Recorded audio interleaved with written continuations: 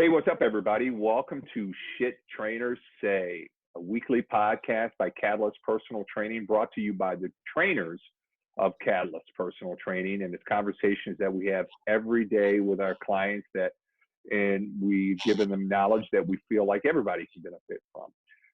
And I'm here with Debbie Roman, my general manager, and she's also in charge of all the nutrition. She's a functional diagnostic nutrition practitioner, licensed practitioner. So what we want to talk to you guys about today is boosting your immune system and also reducing the risk from what the media calls underlying causes.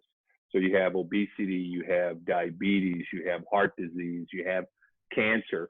And what we're going to talk about today can not only boost your immune system, but it can also reduce the likelihood that those underlying issues will ever surface or cause you any more issues. So Deb, you want to take it from here since you're the functional diagnostic nutritionist? Sure. Hello, everybody. I hope everybody's doing great. So yeah, like Jim was saying, we want to touch on that subject of, what are these underlying risks or diseases that are causing, so many deaths around the world. So I feel like the media is really not paying attention to that too much. We are paying attention more to how to stop the mess that it's being created around us. But we should spread. We should try to pay attention also in what we can do so this doesn't happen again. And that's basically what we want to share with you today. So it is really trendy right now to say boost your metabolism. I feel like everybody's trying to sell you a supplement or give you the diet or and there's really no magic solution. Just like anything, I'm sorry, we're here to break your heart again. It is about consistency in your, of course, diet, but also your stress plays a big role on your immune system and your overall health. So everybody has probably at this point heard about gut health. Your immune system, actually up to 75% of your immune system relies on your gut health. I don't want to go like super deep on this because you are going to get bored, but basically your gut is like a filter for everything that goes inside of your body. Inside, I mean your blood system, your organs, not necessarily just your belly. I mean like what makes your body. So if your gut... your joints, inflammation, Yes. All of that stuff. Correct. So if your gut is not healthy, you are going to be prone to things like allergies, food sensitivities, stress, anxiety, inflammation, water retention, autoimmune disease. And if you look at the studies and you want to try to find out really what the main causes of these diseases like cardiovascular, diabetes, and things like that, the main reason of this is inflammation. And inflammation is not necessarily a bad thing. We do need a little bit of inflammation in our bodies. Like we get inflammation when we work out, when we go to the gym and we recover, right? But is chronic inflammation what really just messes things up? So inflammation could come from diet. Maybe you're sensitive to things that you're not aware of. Could be from your environment, chemicals. Could be also lack of sleep. Could be overtraining. So this is what functional nutrition actually does. We try to focus on each of those categories and really find what's triggering your issues. Jim, I don't know if you have any thoughts on that. Yeah, I really like that analogy of your gut being the filter. So if you think of like the air filter on your house, when you forget to change it and it's overdue, then you go to change it and you take it out, what does that bad boy look like? It is disgusting. You're like, oh my God, that's the air I've been breathing. So your gut's the same way. Sometimes you gotta check that filter and replace it or clean it out, put a new filter in. And there's definitely strategic ways that you can do that so that your gut can continue to act as a strong filter so that your body doesn't have to waste any energy or resources of cleaning up that gut, all that junk that your gut is missing. And then it can spend that energy on bodily functions, and energy and immune system strengthening, all of that stuff. So it's really about an exchange of energy. When your gut is allowing a bunch of junk through, then your body has to deal with that. And then it has less resources, less energy to devote to other bodily functions. And then things get clogged up and backed up. And then that's where the inflammation and the autoimmune issues and all of the, you name it, all of those things come into play then. So you have to do some basic maintenance on your gut. And it's not like, boom, like I'm going to take this pill and now my gut is working perfectly. It took a while for your gut to get pretty clogged up. So it's going to take a minute for it to get unclogged.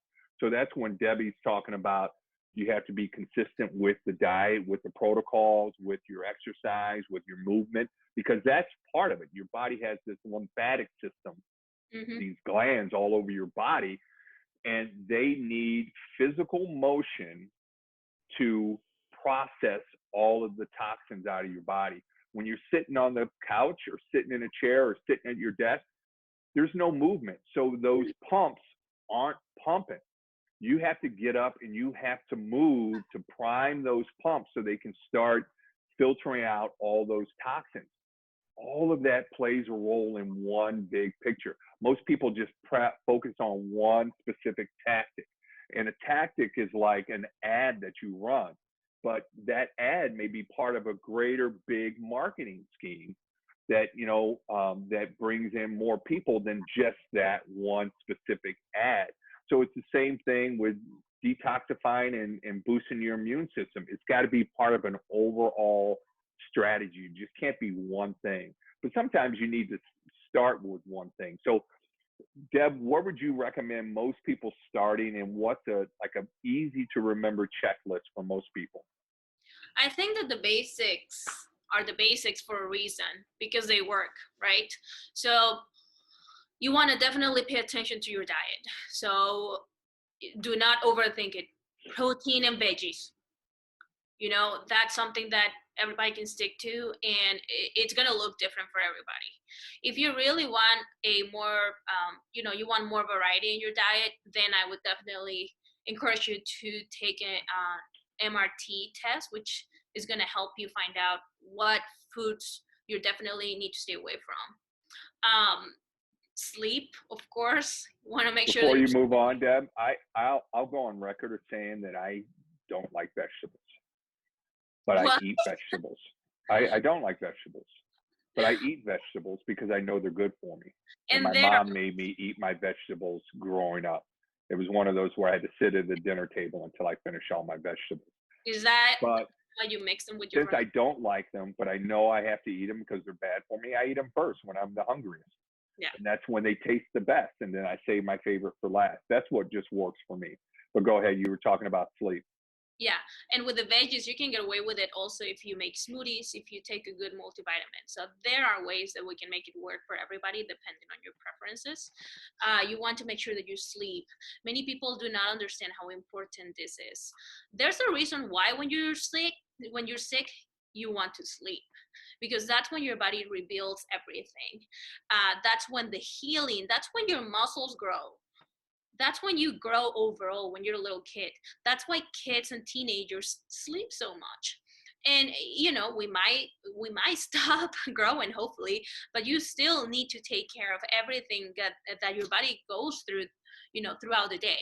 And when you go to sleep, that's when you recover. That's when you rebuild everything. So it is really important. Also, when you don't sleep enough, the next day you're going to feel tired, and the response from your body is going to be that it's going to make you want to eat more, and it's not going to be protein. You're going to be craving sweets and carbohydrates and starches and things like that. And it is not going to be about willpower. And then you're going to beat yourself down. And then you're not going to have energy to go to the gym. So you see how this quickly escalates. It's also not good for your immune system not to sleep enough. And then again, you get sick. So if there's one thing that I want you to do during this time, because most of us have the time, just because you can stay what up to midnight and watch TV and freaking watch the Tiger King, please do not do that. Oh my God. Just because you can do that doesn't mean you should. Still try to have something You that be is. quiet, Carol Baskin. I have not seen it, so I don't know what you mean. Still try to go to bed at a decent time, wake up at a decent time, and try to have some consistency so it is easier for you to get things done. What else? So diet, exercise, and of course your And on sleep, when you were talking about, not getting enough sleep will make you gain weight, and it's a hormonal thing. Yes. And we're all driven by hormones. I don't care how intelligent we claim to be as human beings. We're all driven by hormones. When you get hungry, when you get horny, like when you get tired, those are all like hormones that are driving your behavior. So when you don't get enough sleep, then you don't hit that reset button. Mm-hmm. And there's a little hormone called cortisol, which is a stress hormone that doesn't go down. It stays up here. And then what that does is that raises your blood sugar levels. So then it becomes easy. Not only do you crave carbs and sweets, but then it becomes easier to be fatter. Yeah. Because you already have blood sugar in your bloodstream and you're adding more to it. So when you get enough sleep, those cortisol levels drop and the blood sugar levels drop. And so then you return back to quote unquote normal. So sleep is really, really important on so many levels. And you can drink coffee and energy drinks. That's a Band-Aid. It doesn't replace sleep. Never has. And then if you get on that hamster wheel of trying to replace sleep with caffeine, then you just go in this downward spiral. And then it just gets worse and worse. So the best thing to do is stop, slow down, especially now, and get some sleep, get some rest. There's nothing we can do, guys. Yeah. And with, cortisol, blood sugar, inflammation, I want to remind you that these are normal things. These are healthy reactions in your body. The problem is when this happens for too long, too often. And you need to pay attention to your environment, because your environment is one of the main things that is going to trigger all of these things. That's why, and I want to go back to the last podcast, or maybe 2 podcasts ago or something like that. We want to make sure that we're building healthy habits during this time. Because at the end of the day, there's only so much we can do to control our diet. Maybe one day you're going to end up, someday we'll be able to go to a party and we're going to have the cake and your blood sugar is going to go up. That is okay. That is normal. One day you're going to be stressed and your cortisol is going to go up. Your cortisol goes up when you go to the gym, for God's sakes. It is part of a normal response. So just focus on the things that you can control, and it goes a long way. Supplements is something else that I do want you to pay attention to. Many people are opposed to supplements. I don't care how perfect your diet is.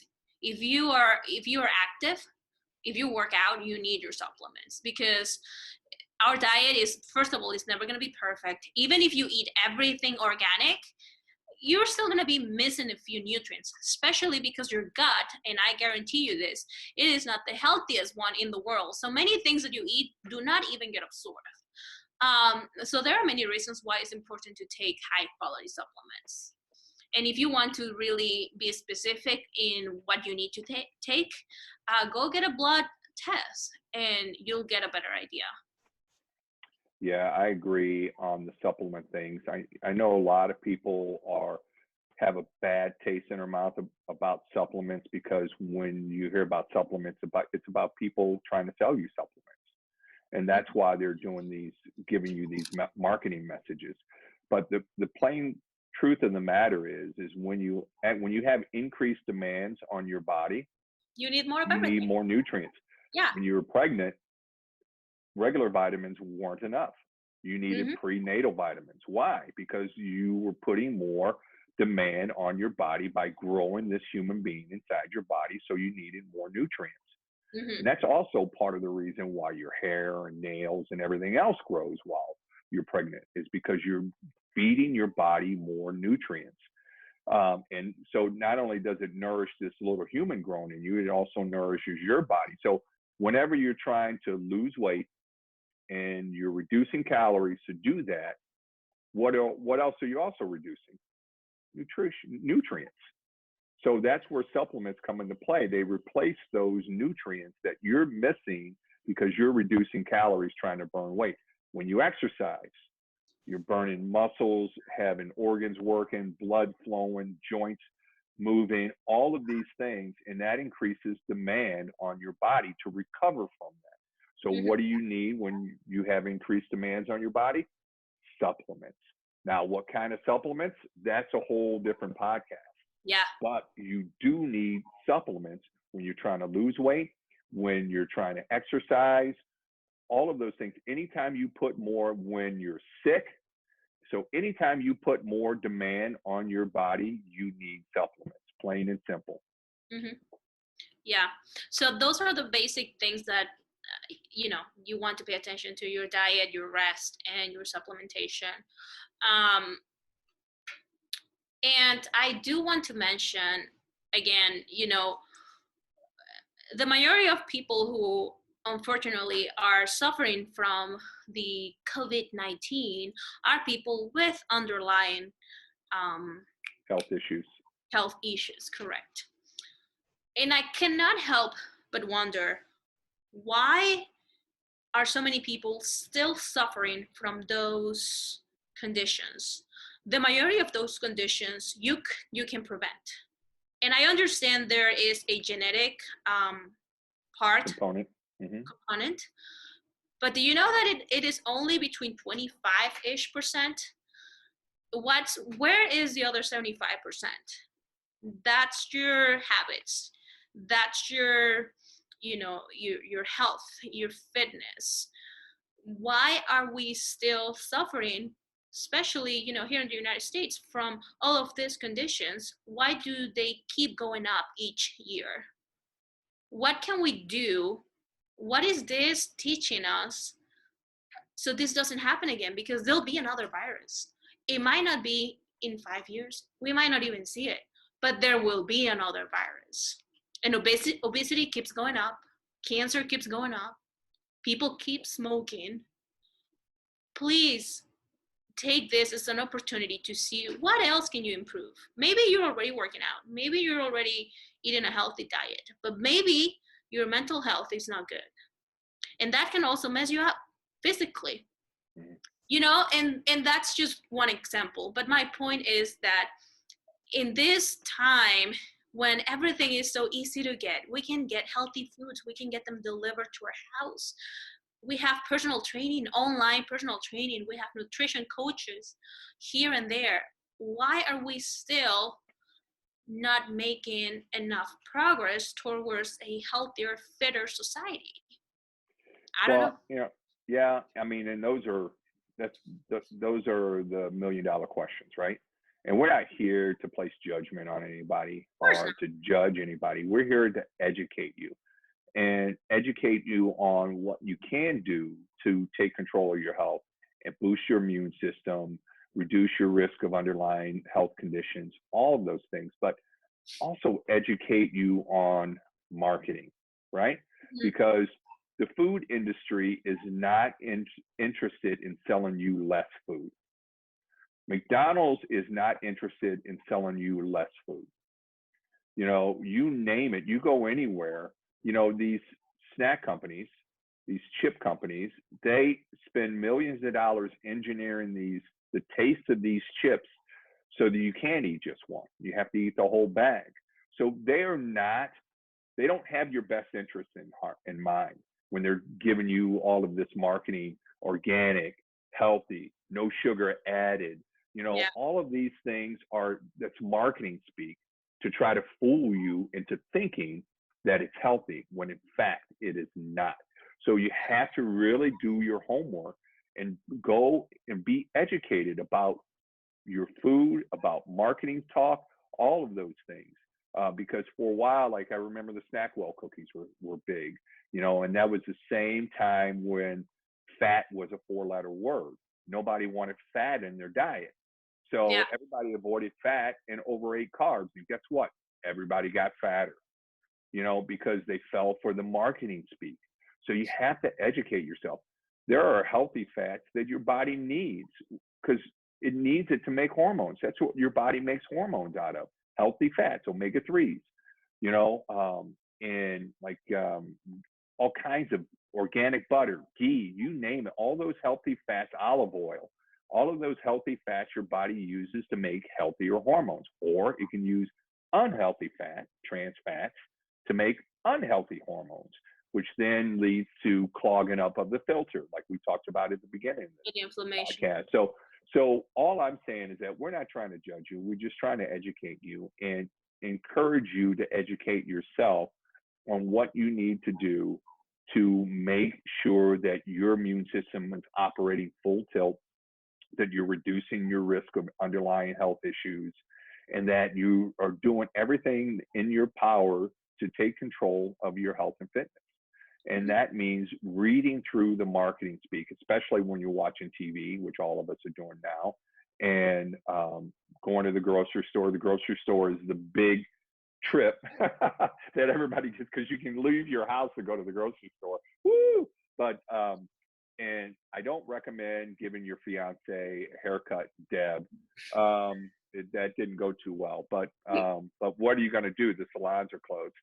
But poor Logan with that GI Joe haircut. But Yeah. the point is be educated, be smart about it, and you'll be better off for it. Yeah. And, like Jim was saying, yes, we're not trying to point fingers at anybody, guys, but let's just face it, we are all freaking out and we don't want to go through this shit again. Sorry, pardon my French. Yeah. We don't want to go through this again. So let's really go deep, because there's always a reason. Like, why is this happening? Why did it escalate the way it did? Because viruses have existed way before we did. What can we do from now on? Because, one day things will go back to quote unquote normal. It'll be our new normal and it'll be fine, because if there is something we can do as humans is adapt. That's what we do at the gym. We go through this stress and we adapt and we recover. This is just a mental workout. That's the way I like to see it. This is our boot camp right now. How is this going to make us stronger and better mentally at the end? So that's it. That's my 2 cents. Yeah. All right. Then that is it for this episode of Shit Trainers Say. If you like what you hear, be sure to subscribe and leave us a review. 5 stars are always the best, but you can leave whatever review you want and we will read it, take it to heart. You can write a little paragraph. You can email us if you have any questions or something that you want to know more about. Reach out to us at info@catalyststl.com. Thanks, everybody. Deb, stay safe and put the clippers down. Bye, everybody. Bye.